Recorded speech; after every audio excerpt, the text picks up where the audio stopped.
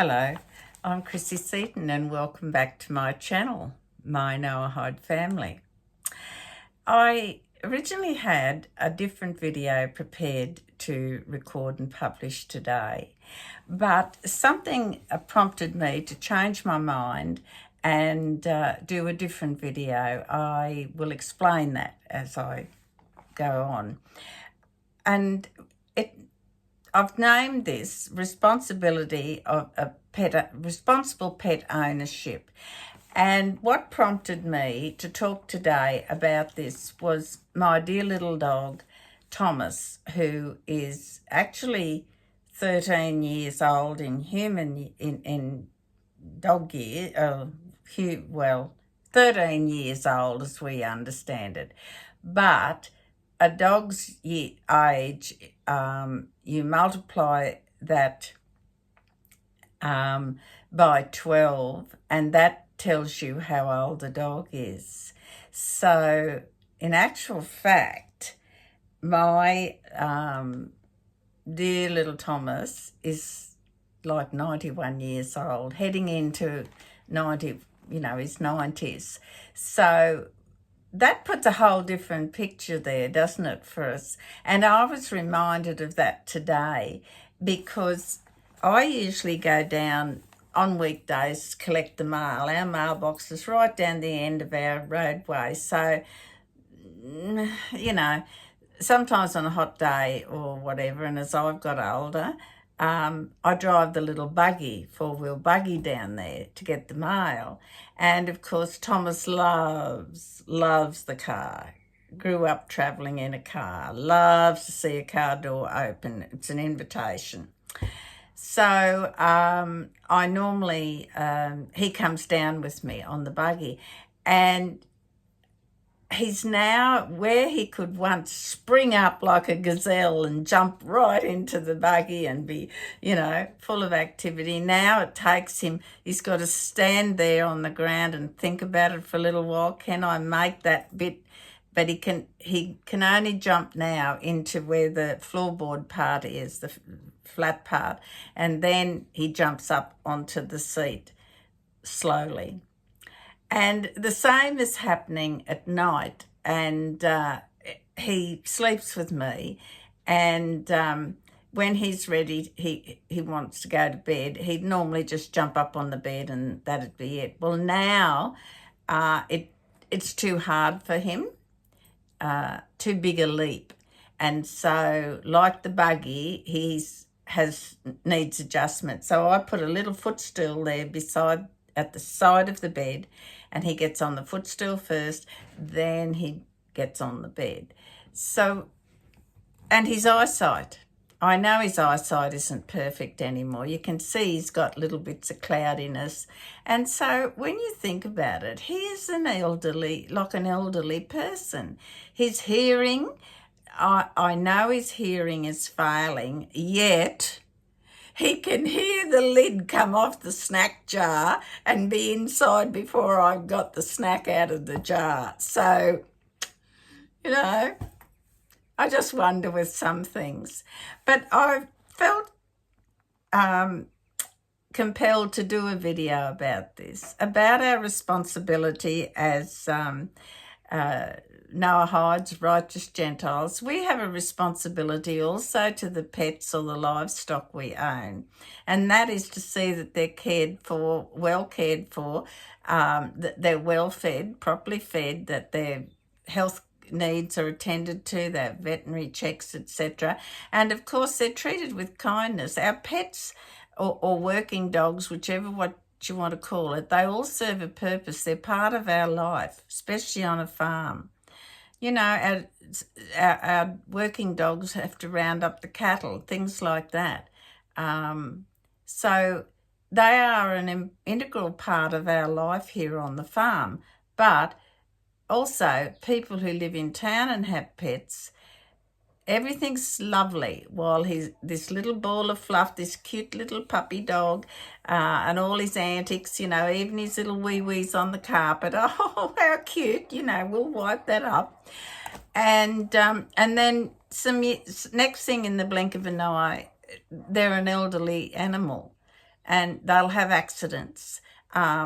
They might even throw up occasionally, or they'll bump into something. They won't hear you properly when you're calling them. So we can't expect them to adjust to our life. As responsible pet owners, we need to adapt how we look after that person, adapt ourselves to meet their needs. That's part of being a responsible person. Part of being a righteous Gentile is being kind and caring for those animals that are our responsibility. And so when I first got Thomas as a puppy, he started coming to work with me as sort of like a service dog to the elderly. And he had a routine. He stayed there until I retired, because then he was getting a little bit tired, I suppose. But he would have people he'd go to see and people he'd ignore because they were people who didn't like dogs. So he'd just bypass, he knew instinctively. He had his favourites. He had the rounds that he'd do at certain times, and I know what they were doing, giving him little snacks, But he was a faithful dog when it came to his work. That was coming to work with me. Travelled well in the car, never misbehaved. He was always wonderful. Just he was a really special dog in that from day one I never had any problems with him, even as a puppy. And as he's got older, I've had to adjust what I do to accommodate him, just as we would if we had an elderly relative. We would have to make adjustments so that they're comfortable and they are safe. At this point in time, he always knows where his water bowl and there's some dog biscuits in a self-feeder thing. He knows where that is. He's not completely bereft of his senses, but I know his eyesight is getting a bit dim. And as I said recently, I've adjusted, I put a stool near the bed because then he can get up and down. He still goes outside to wee through the doggy door. His manners are still impeccable. And you know what? He is part of our family. And it hit me today, just a couple of things that occurred to me today, and I thought, he's 91 in human years. He's 13 years old now. So he is going to have to get used to some things, some adjustments, and whether he will may get a little bit forgetful at times, and we just have to be aware of that. I also want to remind you of a beautiful story a doctor told me once. This is some years ago. He still had young children at home, and his wife worked, and he, of course, worked. And they had a pet cat. They'd had a cat since their firstborn was a toddler. They got this cat. And it was a very much loved part of the family. It did the rounds on each child's bed as they had more children. It'd sleep on this child's bed for part of the night and the next part of the night on another bed. It was a perfect companion and much loved cat. As it got older, it had some problems, and one of them was it would do poo-poos. It wouldn't get into the sandbox, or probably couldn't get into the sandbox, or just lost control. And he was a very old cat. And the housekeeper that had been with them for many years went to doctor and said, I cannot cope with this. What are we going to do about the cat? Wouldn't it be kinder to put him down? He's making pooey messes all over the house. The carpet, I have to clean the carpet. And the doctor's response was, let's remove all the carpet in the house. We can live without that. We'll put lino down or whatever, vinyl or whatever. Let's get rid of the carpet. And he went on to say that this cat has been a family member for how many, I can't remember how many years, a faithful family member, and he is much loved. We will look after him and nurse him until he dies peacefully, please God, in his sleep. Until then, we will clean up the mess. The children would rather do that than not have their cat. And I had never forgotten that doctor's. I thought, what humanity. He was a very busy doctor, had enough compassion and humanity to say, well, we'll fix that. We'll take up the carpet. We'll get rid of the carpet and we'll just put vinyl down, washable vinyl. You know, that is truly a responsible pet owner. And that cat actually did live out the term of his natural life in the care of his family. When he did die, they knew 2 or 3 days before, and he was surrounded by the family the whole time, just as you would any other human member of the family. And that is a lesson that we need to think about. When we take home that little fluffy ball of puppy that's so cute and cuddly and everything, and even when it does have an accident, oh, it's so cute, you know. Think about as that pet ages and will need some extra care and veterinary attention. They are part of your family. You wouldn't suggest if a family friend or relative or something got too sick, oh, isn't it time to put him down? I mean, that's what you're saying to the pet. It's part of your family. Now, unless that pet was in extreme pain and on a vet's advice, it was maybe implied that to consider euthanasia,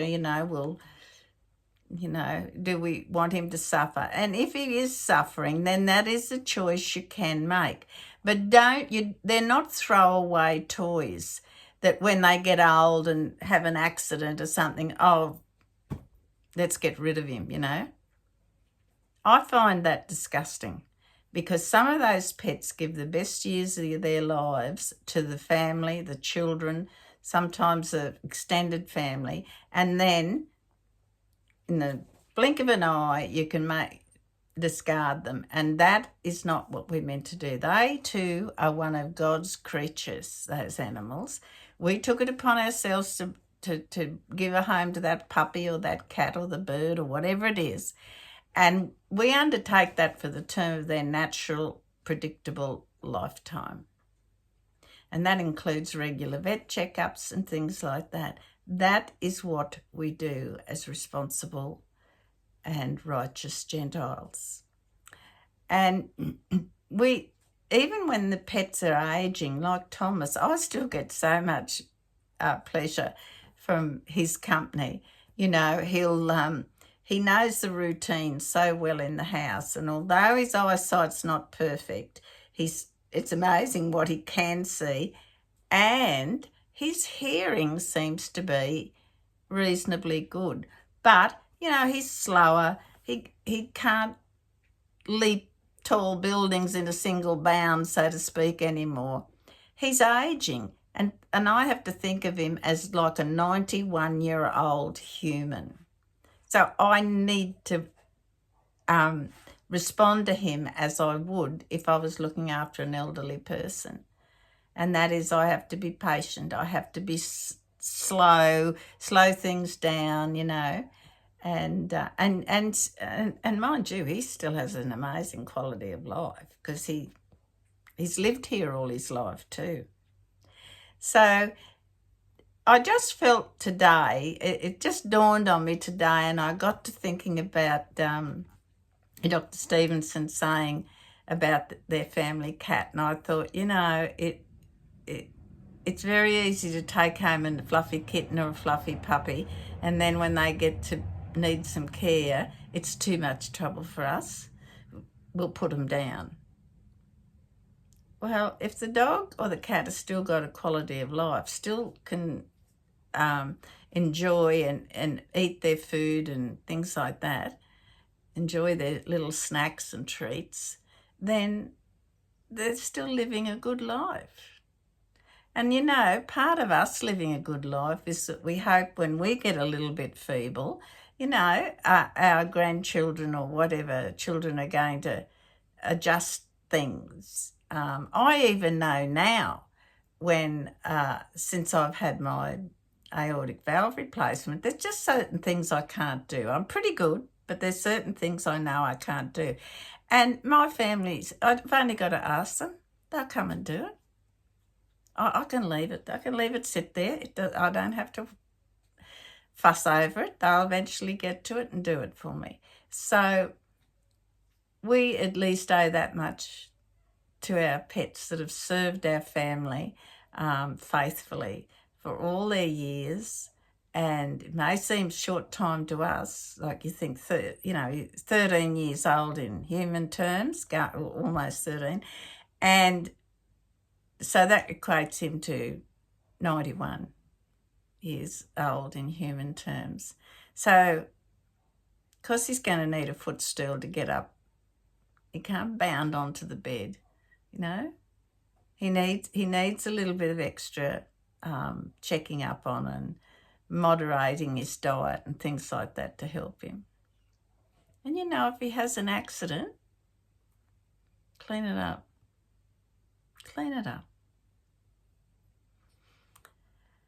Okay, well, I'll do the video I planned another day, but I really did want to just stress how important these animals are. And I get so much pleasure out of Thomas, even if he's a bit old and feeble, but he's still that same loving puppy that our family first had.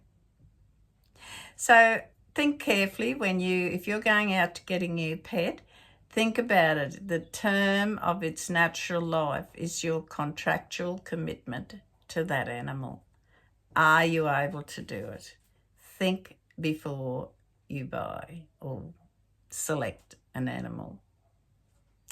In the meantime, I want you all to please take care.